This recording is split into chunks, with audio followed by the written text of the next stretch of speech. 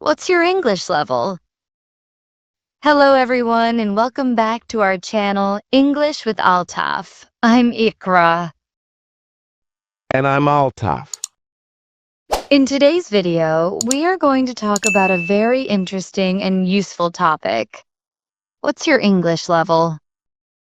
Yes, many learners want to know how good their English is. In this video, we'll help you understand the different English levels, how to check your level, and how to improve step by step. So, if you're not sure whether you're a beginner, intermediate, or advanced speaker, stay with us till the end. Let's begin. Altaf, I want to ask you a simple question. How do we know our English level? Good question, Ikra. Many learners don't know their exact level because they've never taken a proper test, or they feel confused about grammar, vocabulary, and speaking skills. But English levels are usually divided into 6 main categories. 6 categories? Can you please explain those levels one by one in an easy way? Of course, these levels are commonly based on the CEFR system. That's the Common European Framework of Reference for Languages. It's used around the world. Yes, I've heard of it, but I don't remember the levels clearly. Can you remind us what they are? Sure, the levels are A1 beginner, A2 elementary, B1 intermediate, B2 upper intermediate, C1 advanced, C2 proficient or mastery.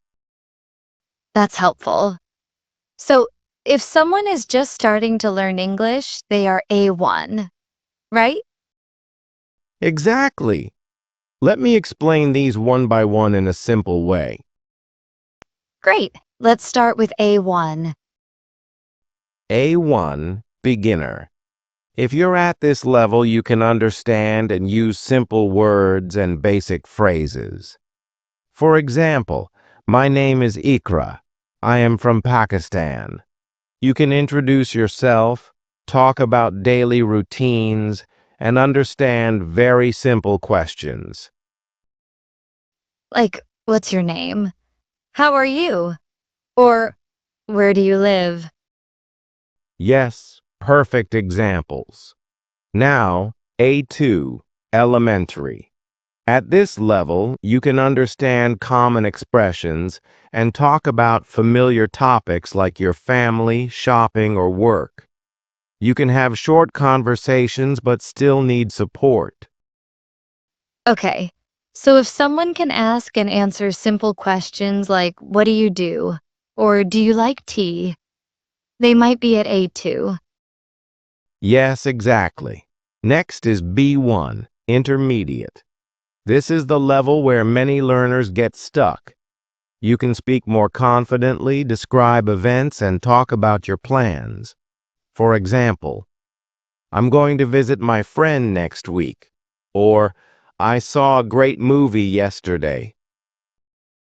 So B1 students can understand conversations in daily life, right?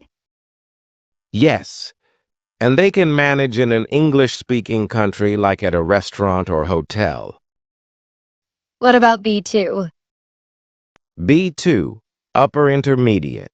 At this level, you can discuss opinions, understand news articles, and express ideas clearly. You can join meetings and group discussions. You don't need to translate in your head anymore. I see. That's a very strong level for students who want to study or work abroad. Yes. And now we have C1, advanced. You can understand difficult texts and talk about abstract ideas. You speak naturally, use advanced grammar, and rarely make mistakes. So someone at this level might even start teaching English? Exactly.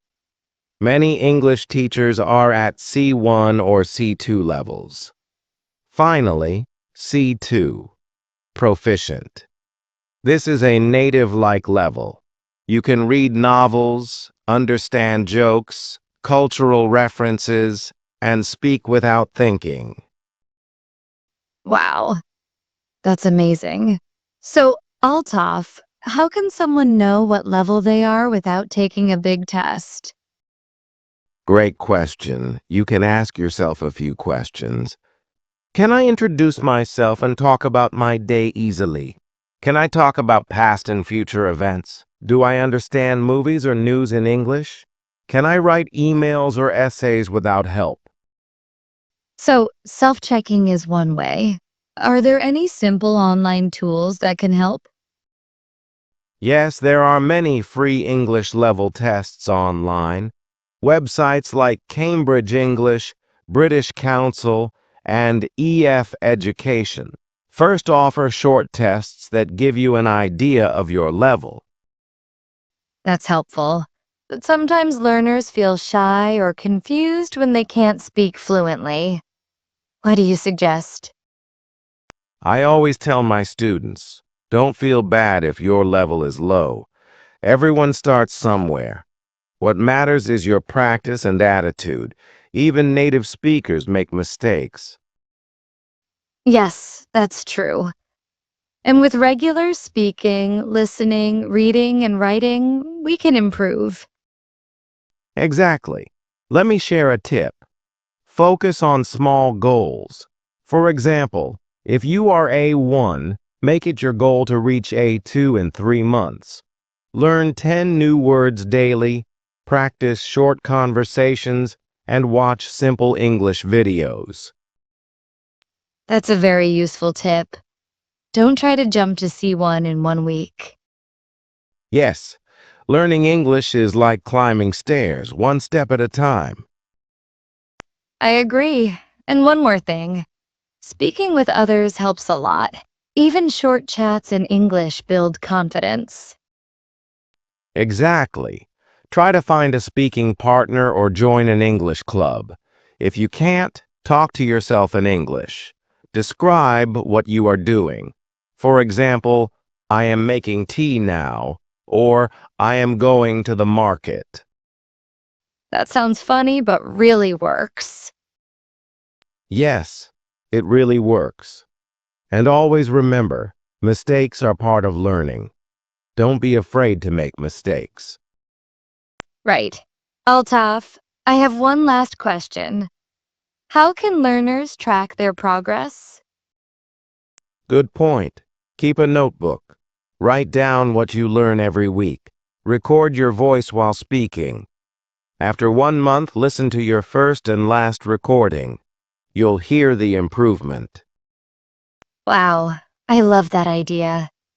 So motivating. Yes, learning English should be a fun journey, not a stressful exam. So true. Okay, let's quickly review what we've learned today. Sure.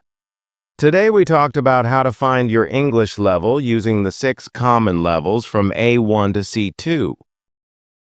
We also discussed what each level means in simple language, how to know your level without a test, and how to improve.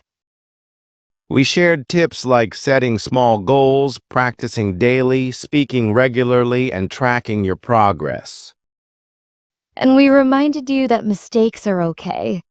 Just keep learning and growing. Exactly. Thank you for watching this video. If you liked it, don't forget to like, comment, and subscribe to English with Altaf. We'll see you in the next video. Till then, keep practicing and stay confident. Bye for now. Bye-bye.